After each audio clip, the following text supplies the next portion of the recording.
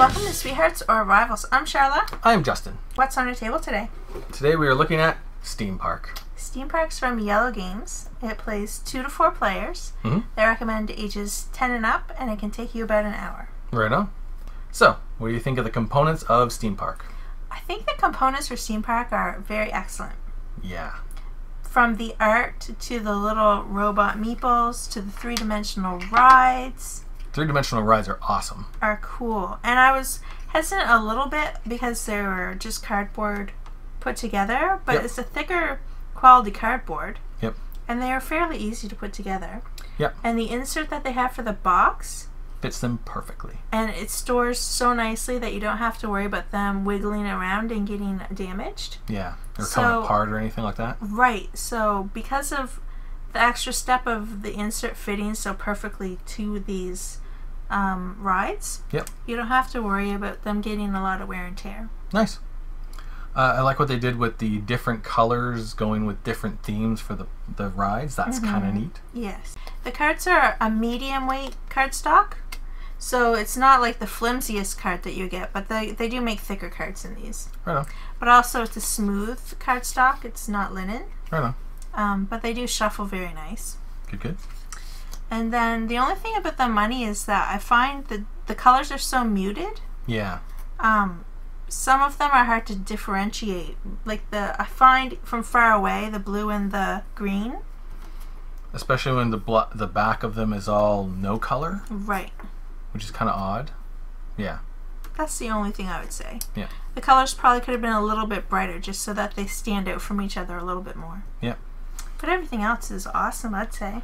You need a lot of dice rolling space because they're wooden dice, which are really nice, but they also are light and bounce. Yes. So they go all over the place. Yes, and then when you're rolling them, you don't want them to go on the floor because then all of a sudden your competitors are getting what they need. Yeah. I mean, you stop everyone and you pick them up off the floor, but sometimes it just throws that dice off enough that you have no chance of getting first. If you got some like dice towers or dice rollers or dice trays, you probably want to use them. Yeah, that's a good idea. Yeah. Right on. So what do you think about the strategery, which is the strategy, tactics, and luck? There is a little bit of strategy, long-term goal planning. If you can get, right at the very beginning, some really good bonus cards that you can kind of work towards over the 6 rounds and then get a really big payout near the end, that's going to be worth it. But the bonus cards are randomly given out. Whenever you are going to be rolling dice, that's going to be random and it's real time, which means you need to really think fast about what do I need and then try to get it before everyone gets the really good. So there's a lot of tactics there mixed with randomness. And then of course when you are actually pulling visitors out of the bags, there are ways to mitigate that with the different kinds of stalls you can build, but it's also kind of random and tactical as well. So it's heavier on the tactical and random side. That being said, there's not a lot of player chaos or anything because of course I'm not affecting your park. Right. Other than taking the first player marker, which makes you get a whole bunch of dirt. So that's in a 2-player game though. When there's more than 2, then there's more markers to choose from. Yeah. So you're not necessarily always going to get 2 dirt if you don't get first place. Exactly. Which in a 2-player game, that can be a little frustrating. Yeah. The book does actually recommend that the first couple times you play the 2-player only game, instead of going the first place and the last place, which are the biggest bonus and the biggest detriment, is you take the second place, which gives you 1 broom but not 2. Right. Yeah, so it's a little bit helpful. But officially the 2-player game is the first and the last. What about the complexity of Steam Park? Well, I don't think it's very complex at all.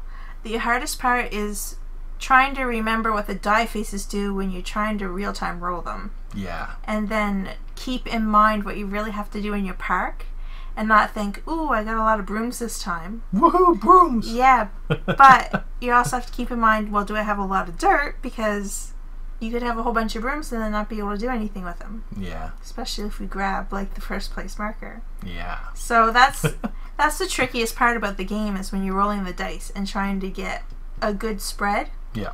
And to be able to tactically use them if you don't get exactly what you need that round. Yeah. Which can be a little tricky.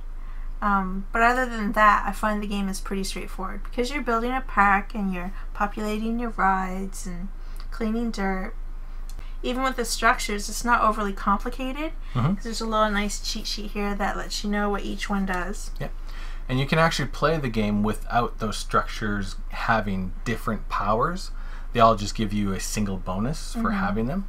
But playing without the structures and playing with the structures, I like the structures much better because they let you mitigate whatever you want to mitigate, and you can kind of focus them, which is good. Yes, and you're a great mitigator, so you can maximize the potential of those stalls. Yeah. Which mitigating is not fun for me, so sometimes I kind of just pick them randomly, which isn't the smartest way to play.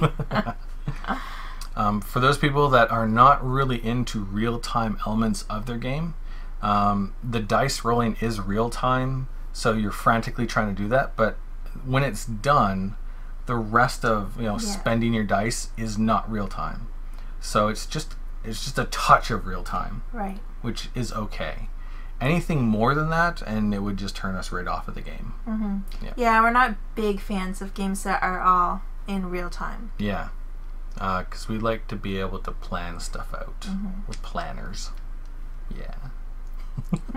I'm a planner, you're a mitigator. There we go. Right. But both of those requires me being able to go, this is what I want to do. Right. Yeah. Instead of, what do I do? What do I do? I gotta roll the dice. What do I do? And if you like that in your games, then it's probably good. Yeah. Like, it gives a nice balance. Yeah. For people who want that franticness. Yeah. But then the other people who want a little bit more, spaced out planning. Yeah, exactly. Yeah. So what about playability, mechanics versus theme and all that? The mechanics of the game with the theme are very unique because, of course, you're building a steam park for robots. I like the theme. It's very neat. And it makes sense that the more people you have, and they have to match the colors of the people who want to ride on the park and the colors of the rides, that makes total sense. The different kinds of stalls that you can build, they all thematically make sense and give you really good powers, which is really neat. The fact that when you're setting up your rides, the rides of the same color just build off of each other, the stalls build off of each other, and you need to have the paths around them makes total thematic sense, which is neat. Even the fact that you're getting dirt, which is just general griminess, makes sense because the more people in your park, the more dirt you're going to create. Right. Yeah. So they correlate and they make sense. There's that interesting, I have a steam park, you have a steam park, and we're competing. That comes across in the frantic real-time dice rolling at the beginning of each round, which is kind of neat. And then calming down enough to plan out what you're going to do for your park. Because I can't imagine it's very easy to manage a park for robots, a busy, bustling park. Yeah. Yeah. That'd be crazy. You'd have to juggle a lot. Right. Unless you had a huge staff that could help. But really, it's just me trying to manage this park. That's right. Yeah. So it's cool. I like how that works out. It makes sense. It's very unique, which is nice. It scales well with the different number of players. You can play from 2 to 4. And actually, as you add more players, the rolling of the dice becomes almost a little less frantic because there are more of these player tiles to take. So if you're not the first person to finish and get the bonus, that's okay. It just means you need to maybe step up your game just a little tiny bit so you don't get the last place. So yeah, so with more players, there's a couple of steps to that. Oh no, I'm the last person, I'm going to get extra dirt this round. Yep. Other than that, it works quite well because, of course, you're rolling the dice simultaneously, so it doesn't matter how many players. And then each person takes their turn separately.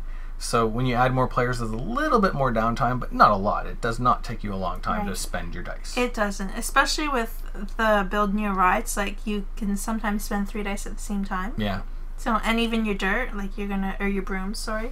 You're going to be cleaning dirt with those all at the same time. So it's not like you even have to pause to each spend 6 dice individually. Yeah.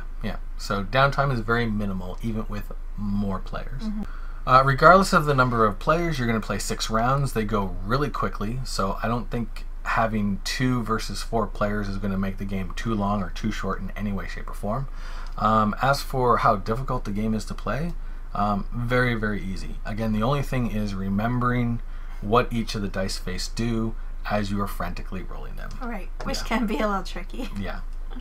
So does Theme Park have the awesomeness or the cuteness?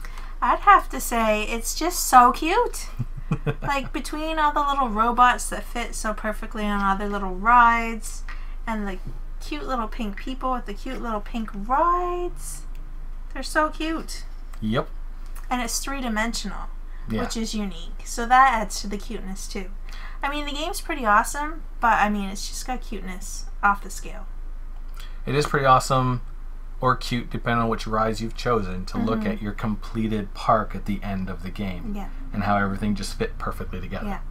And all the people who are enjoying your ride. Yeah, and the art's just so funky and crazy. It's just... Very neat. Yeah, I love it. It's very cute. Yeah. Cute and awesome. But possibly a little bit more cute than awesome. For me. So you've got a game group looking for a game, and they say to you, what about Theme Park? Okay. Only plays up to 4, so it's got to be a small group. If you have a group that is interested in real-time kind of frantic gaming, but they don't want that to be the whole game, Theme Park might be for you, because it is very unique, thematic-wise, gameplay-wise. It has just a little bit of the frantic real-time, but then the rest of the game isn't. Right. Which is probably why we enjoy it, because if the whole game was that, I'd be out. So I find the game is a little bit on the lighter side too. Yep. So it is great, like, for parents and kids. Yeah. If you're looking for your library of games to be family oriented, Yep. I think this would be a great fit for that as well. Or even gateways. Right. Yeah. And again, you can play the game where the stalls don't each have individual powers, so you can kind of even ease your way into the game and then make it a little bit more complicated later when they're used to the different die faces. Yeah, definitely. Right? Yep. So are we going to trade it or are we going to keep it? I think for now I want to keep it. Yeah, definitely. It's a very unique game. We don't really have much that's very similar in any way, shape, or form in terms of theme or mechanics or anything, so yeah. And it is one of the only games that has that real-time component to it. Yeah. That we don't find annoying. Yeah. So it's nice to have a game with a little bit of that in the mix. Yep. For when you're feeling like a game like that. Yeah, absolutely. Right. So did we finish Theme Park as sweethearts or rivals? We finished it as rivals. Yep. Yes. I think it would be a sweetheart game without the frantic rolling of the dice and trying to grab the first player marker. Right. It's because of these that it's rivalry. Yeah. Because when you're playing a game and you only manage to get the first player token once in 6 rounds, it can be quite frustrating, and that makes me very rivalry. There you go. Nice. So, rivalry game. Yeah, I just slammed those tiles down. Slam them. There we go. Thanks for watching. We'll see you in the next video. Laters.